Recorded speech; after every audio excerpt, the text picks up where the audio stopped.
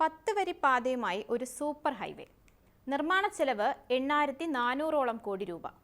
ഇന്ത്യയിൽ ഏറ്റവും തിരക്കുള്ള മുംബൈ-പൂനെ അതിവേഗ പാത 10 വരിയുള്ള സൂപ്പർ ഹൈവേ ആക്കുകയാണ്. ഇതോടെ ഇന്ത്യ വികസന പാതയിൽ ഒരു പൊൻതൂവൽ കൂടി നേടും. ഇന്ത്യയുടെ ആദ്യത്തെ ആക്സസ് കൺട്രോൾഡ് ഹൈവേയാണ് മുംബൈ-പൂനെ എക്സ്പ്രസ് വേ. നവി മുംബൈയിലെ കലംബോലിയെ പൂനെയിലെ കിവാലയുമായി ഇത് ബന്ധിപ്പിക്കുന്നു.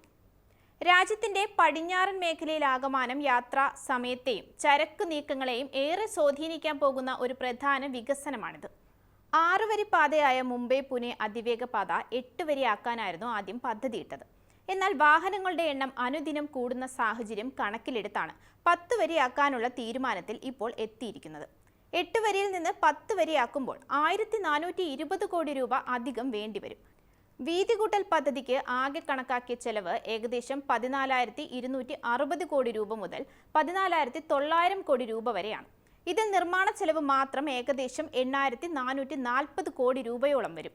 പദ്ധതിയുടെ വിശദമായ റിപ്പോർട്ട് അംഗീകാരത്തിനായി മഹാരാഷ്ട്ര സർക്കാരിന് സമർപ്പിച്ചിരിക്കുകയാണെന്ന് മഹാരാഷ്ട്ര റോഡ് ഡെവലപ്മെന്റ് കോർപ്പറേഷനാണ് അറിയിച്ചത്. 4 വരി പാതയും 6 വരി പാതയും കണ്ട കേരളത്തിന് ഈ പുത്തൻ വികസനത്തിൽ ചില ബന്ധങ്ങളുണ്ട്. കേരളത്തിന്റെ വികസന പരിപാടിയെയും സ്വാധീനിക്കുന്ന പാതയാണ് മുംബൈ-പൂനെ സൂപ്പർ ഹൈവേ. വിഴിഞ്ഞം പോർട്ടിനെ ദേശീയപാത 66മായി ബന്ധിപ്പിക്കുന്നുണ്ട് എന്നതാണ് പ്രധാന കാര്യം. വിഴിഞ്ഞത്തു നിന്നുള്ള ചരക്കുകളുടെ പടിഞ്ഞാറൻ തീരങ്ങളിലേക്കുള്ള സഞ്ചാരം മുഴുവനും NH-66 അടക്കമുള്ള വലുതും ചെറുതുമായ ഹൈവേകളെ ആശ്രയിച്ചാണ് ഇരിക്കുന്നത്. കേരളത്തിൽ വിഴിഞ്ഞം തുറമുഖം സജീവമാകാൻ തുടങ്ങുന്നതിന്റെ പശ്ചാത്തലത്തിൽ ഈ റോഡ് വികസനം പ്രധാനമായി കാണേണ്ട ഒന്നാണ്. മുംബൈ-പൂനെ പാതയുടെ പ്രത്യേകതകൾ എന്താണ്? വിശദമായി പരിശോധിക്കാം. 94.6 കിലോമീറ്റർ ദൂരം വരുന്ന അതിവേഗ പാത 2002 ഉദ്ഘാടനം ചെയ്തത്.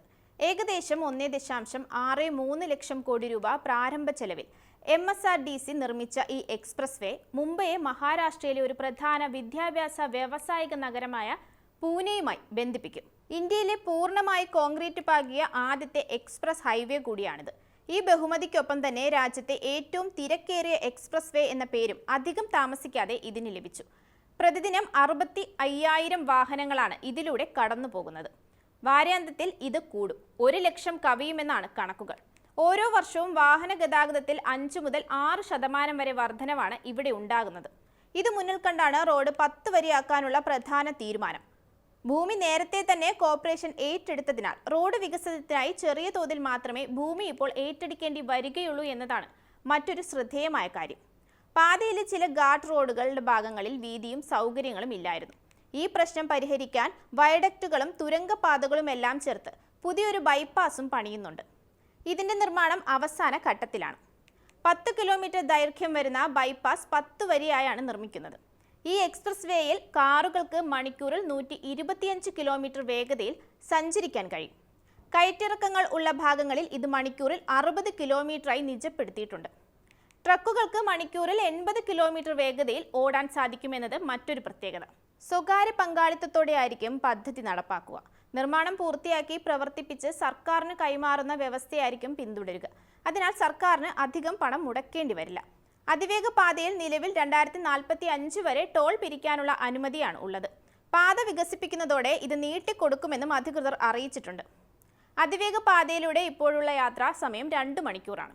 എന്നാൽ വാരാന്ത്യത്തിലെ തിരക്ക് പലപ്പോഴും യാത്രാസമയം 1 മണിക്കൂർ കൂടി കൂട്ടാറുണ്ട്.